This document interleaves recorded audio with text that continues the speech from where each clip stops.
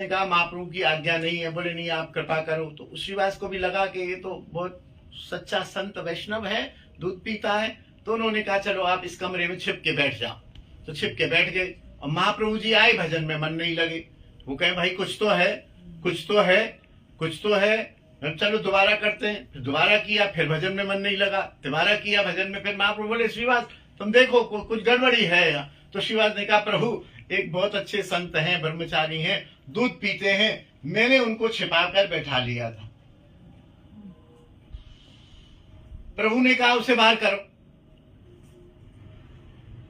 और प्रभु ने कहा श्रीवास खाली दूध पीने से और ब्रह्मचर्य का पालन करने से और अनेक प्रकार की तपस्याओं से मेरी भक्ति लाभ नहीं होती है।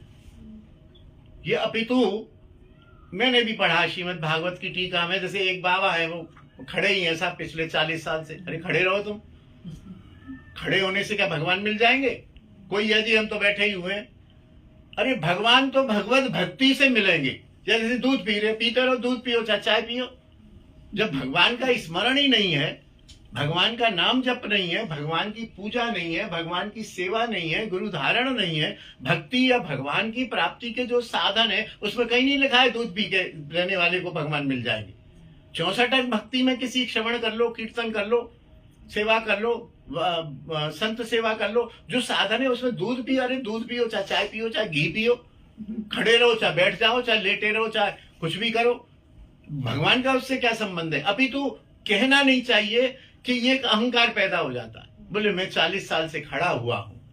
अरे खड़ा रहे तू, ठीक है तुमने तपस्या की है, हमसे श्रेष्ठ हो, हमसे तुम बहुत 100 गुना श्रेष्ठ हो कि तुम खड़े हो। हम तो 10 मिनट नहीं खड़े हो सकते, तुम्हारा शरीर पर कंट्रोल हो गया लेकिन तुम्हारा भगवान पर कंट्रोल नहीं हुआ। भगवान तो तभी वशीभूत होंगे अहम भक्त पराधीनो। और ये खड़े होना या दूध पीना या ब्रह्मचर्य का पालन करना ये उपाय हो सकते हैं। भजन करते हुए तुम ब्रह्मचर्य का पालन करो, बहुत अच्छी बात है।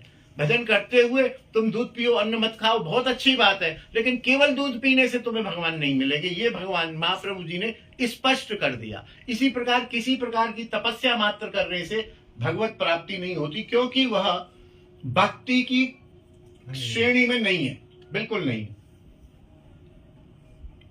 और उसने भी समझ लिया, ब्रह्मचारी सुन रहा था, उसने निकाल दिया और वह भी समझ गया कि दूध खाली दूध पीना और भगवान भजन न करना, तो उसका भी चित्त बदल गया। उसने दूध पीने के साथ साथ वो तो रखा ही, साथ में भजन करना और शुरू किया और महाप्रभु की कृपा को प्राप्त कर गया।